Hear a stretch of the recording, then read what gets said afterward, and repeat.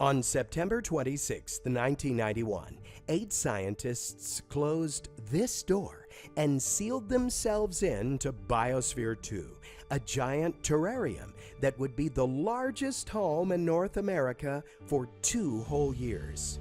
Though one person had to leave early for surgery, and oxygen had to be added for the safety of the residents, the project was, and still is, a gold mine of biological and climatic information. So we're really fortunate. Ed Bass is the person who originally financed the project, along with others from the Biosphere group who actually envisioned and designed and ultimately created and built Biosphere 2. And I think the most important lesson we've learned from Biosphere 2 today is just how infinitely complex Earth systems are. And no matter how smart we think we are, recreating Earth is impossible. How important was this jungle for oxygen production? Well, it was very important for oxygen production for them. But one of the challenges is that it's not just the plants that are producing oxygen, but one of sort of the downfalls, if you want to call it, was that the soils that they put in here were very rich. They were very organically rich. So think of a really rich potting soil, in a sense.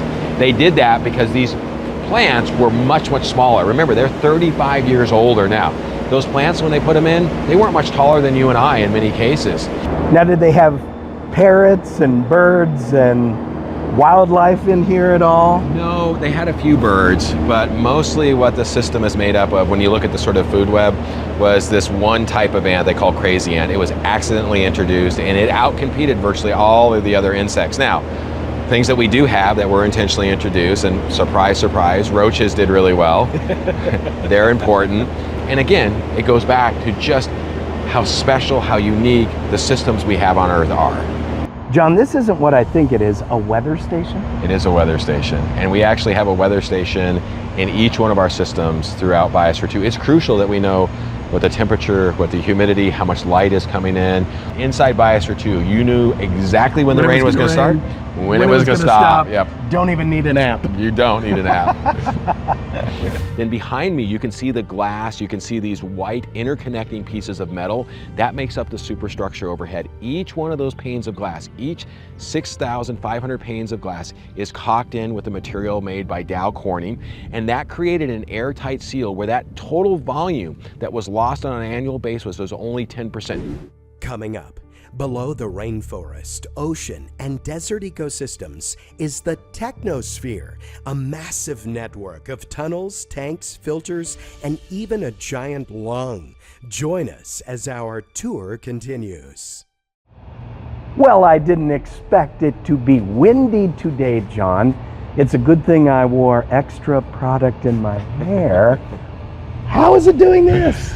Well, remember, there is an entire basement under everything that we've gone through, and that's where all the mechanical equipment sits. And so these are what we call air handlers. So not only do they condition the air, but they also circulate the air inside. And those are critical pieces of machinery to making Biosphere 2 what it is today.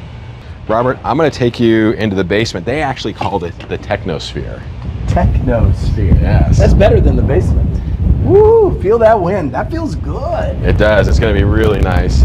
So what you can't see from above, but when you go into there's an entire basement, a network of mechanical systems that sit below all of Biosphere 2. So the footprint of Biosphere 2 is a little over 3 acres, and you have just about that equivalent space in this mechanical area. These are your ecosystem services. So this circulates, this conditions, this moves water, this provides the electricity to keep all of those living systems living. So I hope you got a lot of product in your hair, because you're right on the discharge side of this air handler, and it feels so good. John, my hair is good to 60 miles per hour.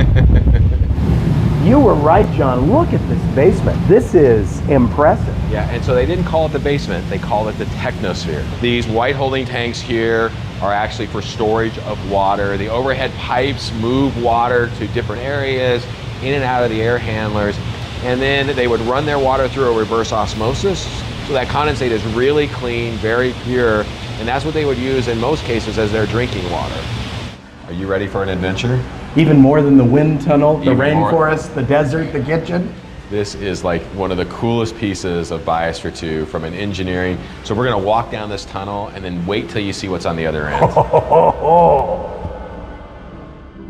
Coming up, now managed by the University of Arizona, Biosphere 2 lives on as a one-of-a-kind global research tool.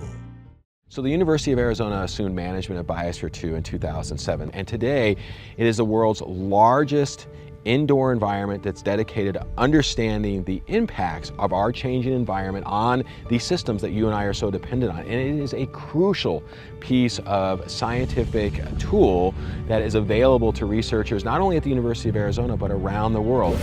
So watch your step and your head as you come through.